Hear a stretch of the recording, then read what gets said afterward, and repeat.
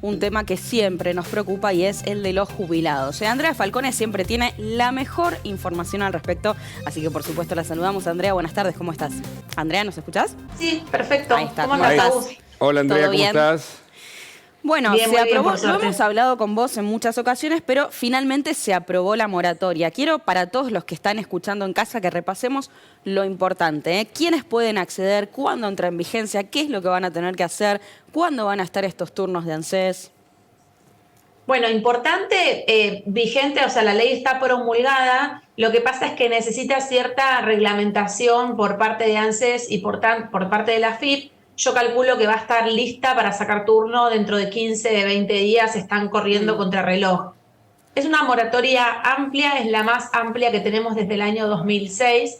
A mi modo de ver las cosas, y no suelo equivocarme, pero por experiencia, no porque sea una divina, esta es la última moratoria previsional que vamos a tener, con lo cual es muy importante no solo que se jubilen las personas que la pueden utilizar ahora, es decir, mujeres que tengan más de 60 años y hombres que tengan más de 65, sino también que aprovechen las mujeres que tienen más de 50 y los hombres que tienen más de 55 para poder regularizar aportes, es decir, mirar su historia laboral, ver dónde tienen baches y en esos baches completarlos, porque después de 4 años esta moratoria va a terminar y no creo que haya otra. Ayer hablábamos de lo injusto que resulta para un sector y también de una, recomposición para aquellos que estaban fuera del sistema. Sin embargo, se da en un año electoral con 700.000 nuevos jubilados aproximadamente, que implica una erogación de parte de la ANSES que va a afectar, ¿no?, al actual mundo ya jubilado, ¿o no? Mira, no nos afecta directamente porque en los presupuestos del organismo siempre están previstas estas moratorias que existen efectivamente desde el año 2005, con lo cual el presupuesto está para que la gente se siga jubilando. Ahora, es cierto que esto genera enojo en las personas que tienen más de 30 años de aportes y que lamentablemente están con jubilaciones magras y muchos de ellos con quitas, ¿no? Porque los bonos son siempre para las jubilaciones mínimas y esto genera un achatamiento en la pirámide. Ahora, yo creo que no dejan de ser dos cosas distintas. Esto lo hablábamos, Hugo, el día de ayer. Son personas que, dejemos de lado las personas que sí son los famosos planeros, que hoy tienen mi edad, tienen 40, 45 años. Estas son personas que trabajaron en negro, que no tuvieron la suerte de que le hagan los aportes ni de tener obra social y que hoy el Estado les está respondiendo con un parche que es la moratoria.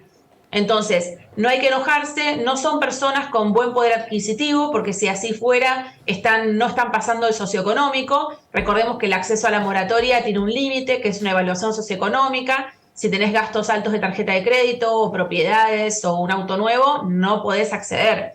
Entonces, está llegando quienes tiene que llegar, es solamente un parche y lo que ahora tenemos que hacer es trabajar con... Es un ¿Cómo? asistencialismo, ¿no? De todas maneras, Andrea, que está bien, le pone un manto de misericordia, si vale la expresión, a la gente que menos tiene, pero no soluciona el problema de la Argentina jubilatoria, en donde la mayor parte de los jubilados cobran salarios o ingresos de pobreza, ¿no?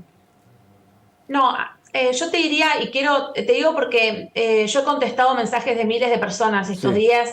Asistencialismo en realidad no es, Hugo, porque son personas que trabajaron. Una mujer que hizo servicio doméstico toda su vida y que realmente no puede seguir trabajando, no es que no trabajó, trabajó en negro. Esto pasa lo mismo con los trabajadores rurales, que hay una informalidad de arriba del 80%, pero en general la informalidad es del 50%. Entonces, en realidad el Estado no controla, el Estado no hace lo que tiene que hacer y como consecuencia de eso las personas no llegan a los 30 años de servicios. Claro. Te diría que en realidad es una curita por el incumplimiento del Estado. Es importante esto que decís, ¿no? O sea, al fin y al cabo, justamente porque el Estado no controla eso, después terminan dándose estos parches, que yo me quedo pensando, ¿no? Porque vos nos lo has dicho muchas veces. Este sistema que tenemos actualmente, lamentablemente, digamos, va a caducar dentro de relativamente poco, ¿no? Porque no se sostiene por sí mismo. Y digo, este tipo de cosas, ¿cuánto le toma, cuánto le va a llevar al Estado? Hablemos también un poco de números, ¿no? Vos decías que probablemente sea también la última moratoria. ¿Por qué decís que va a ser la última? ¿Lo ves dentro de un marco tal vez electoral, teniendo en cuenta que estamos a meses nada más de las elecciones? No, bueno, sí, desde ya es una decisión electoral. De todas maneras, hay moratorias desde el año 2005. Las moratorias también fueron extendidas y ampliadas por el gobierno de Macri. O sea, es un reconocimiento de una realidad que hoy es inexorable. Ahora, lo que yo digo y que me preocupa, porque venimos trabajando con todo lo que está pasando en el mundo y en la Argentina, es muchas personas no llegan porque trabajan en negro y otras tantas porque a partir de los 40, 45 años se quedan fuera del mercado laboral. Y es muy difícil reinsertarlas porque requiere de un trabajo eso, de una adecuación, de una reinvención, de un nuevo aprendizaje. Y el Estado tiene que poner el foco ahí, no solo en hacer un sistema jubilatorio más sustentable, porque haya más aportes, sino ayudar a la inclusión laboral de los más 45, que digo, yo tengo 42, son personas jóvenes que van quedando fuera del mercado laboral. Hay muchas cosas para hacer para que el sistema siga progresando. Lo que pasa es que necesitamos una reforma de fondo, sobre todo para enfrentar lo que viene. Y es que cada vez vamos a tener menos personas aportando y trabajando por una cuestión demográfica y muchas más cobrando, porque vivimos por más tiempo. Claro. Digo, los avances tecnológicos y los avances en la salud hace que vivamos más. Entonces, naturalmente va a haber más personas grandes que jóvenes. Y esto va a ocurrir dentro de 15 años, no ¿Y mucho eso más. debería conllevar, por ejemplo, una extensión de la vida laboral, que uno se jubile más tarde, o no es el caso, no es necesario? ¿Cuál es tu mirada? Sí, lo que pasa es que pedir a una persona que trabaja en el puerto que siga trabajando, una persona de servicio doméstico que llegan a los 60 años con artritis, fibromialgias. Digo, por ejemplo, te doy otro ejemplo de reforma. En el mundo no hay jubilaciones anticipadas porque hay profesiones con envejecimiento prematuro. Lo que se hace es modificar la forma de trabajar para que no haya un envejecimiento prematuro. Entonces, hay muchas cosas para avanzar de fondo en un trabajo que va a tener impacto dentro de 20 años. Y los argentinos somos ansiosos. Claro. Cuando hacemos algo, y sobre todo algo que nos cuesta, queremos los resultados rápidos. Yo creo que el sistema está quebrado, me da la impresión. En otros países, por ejemplo, uno se jubila cuando llega a la edad, pienso en Estados Unidos, por ejemplo, y si quiere seguir trabajando, no es que pierde la jubilación o no puede jubilarse, cobra menos hasta que deja su vida laboral. Es decir, está implementado, es decir, hay sistemas modernos. Acá los salarios son pobres, los jubilados son mucho más pobres.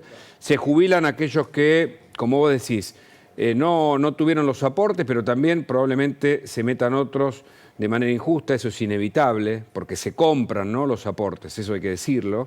Y el Estado, que somos todos, solventamos, me parece, un sistema que es muy injusto y que mantiene además jubilaciones de privilegio como la de la vicepresidenta, ¿no?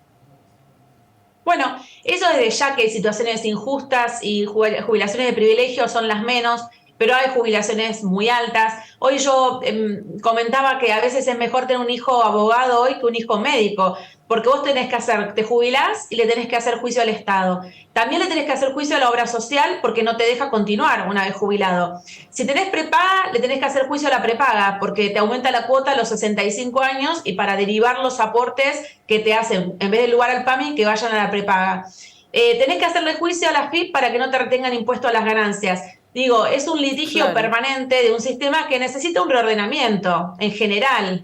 Y ahora salió, si bien la Corte con un decreto determinó que los jubilados no paguen ganancias, muchos jubilados que están en el exterior tal vez les corresponda, pero no fueron notificados de descuentos que les están haciendo en las últimas horas. No sé si te enteraste de eso, ¿no? Sí, ya tengo cientos de consultas en mi correo. La realidad es esta, no aplican el mínimo no imponible. Más allá de que el fallo de la Corte vuelve a ampliar el concepto y dice todos los jubilados son vulnerables, entonces no tienen que pagar impuesto a las ganancias. No obstante, siempre los fallos son para el caso concreto y si vos querés que se aplique ese antecedente a tu caso, tenés que hacer un reclamo individual, que se gana por vía cautelar, en unos 4 meses dejan de descontarte. Pero en la misma semana se comunica que todos los jubilados del exterior, los que viven en el exterior, que son cerca de 21.000, les están descontando el 35% de impuesto a las ganancias, pero sobre todo también a las mínimas, que hay un montón de mínimas viviendo en el exterior y les descuentan este monto. Realmente es irrisorio porque otra vez esos 21.000 van a tener que judicializarlo, lograr un amparo con una vía cautelar para dejar de pagar. Claro. Nunca se resuelve el problema de fondo, es increíble, es parche tras parche tras parche. Ahora, los diputados, sobre todo oficialistas, festejaron como si Argentina hubiese ganado un campeonato mundial, y hay que decir que es una medida mucho... Es decir, te entiendo, porque hay gente que realmente va a ser recompensada porque no le aportaron, pero yo no sé, me parece que es una medida que... Bueno, pero lo dice ella, ¿no? Es un parche, Es lo un ha dicho parche, Andrea ¿no? muchas veces. Y es una medida muy demagógica de parte de estos gobiernos que se la pasan emitiendo para cubrir este déficit, ¿no? Porque no producen ni permiten las inversiones y hay que seguir emitiendo dinero para poder cubrir determinados costos, en este caso, ¿no? Que tal vez sean los más justos de todos, a los jubilados, pero bueno, mientras la política no se recorta. Pero bueno, esa es una mirada.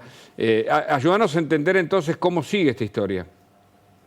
Bueno, en los próximos días, yo calculo una semana, va a salir la reglamentación del ANSES y de la AFIP y seguramente se empiecen a habilitar los turnos. Yo creo que ANSES va a estar atendiendo por las tardes también y va a estar atendiendo los días sábados. Esto es algo que suele hacerse cuando sale algún plan de este tipo. Siempre es importante tener la carpeta bien armada de entrada, porque se van a presentar al turno de forma directa si no fueron asesorados y quizás les falten formularios, documentación, sobre todo servicio doméstico, tiene que llevar unos formularios extras. Si no te aparecen todos los aportes, tenés que llevar prueba. Es muy importante aprovechar ese turno, que va a costar conseguirlo. Aprovecho para decir, se hubiese implementado en la pandemia el ANSES virtual como estuvo y no eliminarlo. Es una de las pocas cosas en el mundo que no avanzó, sino que volvió a retroceder. Teníamos un ANSES que atendía de forma virtual y mal o bien atendía y ahora lo desarticularon, ¿no? Es muy importante que la pandemia nos trajo muchos beneficios y entre ellos tendría que haber sido que muchos trámites se hubiesen podido resolver de forma virtual y no ¿Se desarticuló presencial. por completo ese sector? Por completo, ¿Por qué? completo. Y sobre todo vos pensás que la vida de todos nosotros pasa por la ANSES. Por Claro. eso son como unidades básicas. Porque pensá que desde que nacemos, que te dan un subsidio, digamos, un beneficio por nacimiento, hasta que te morís, que está el subsidio por sepelio, toda tu vida pasa por cosas que paga, que contribuye el ANSES. Entonces son millones de argentinos que mes a mes tienen que hacer gestiones y bueno, que sea todo presencial no es un tema menor, ni creo que sea un tema casual. Claro, totalmente.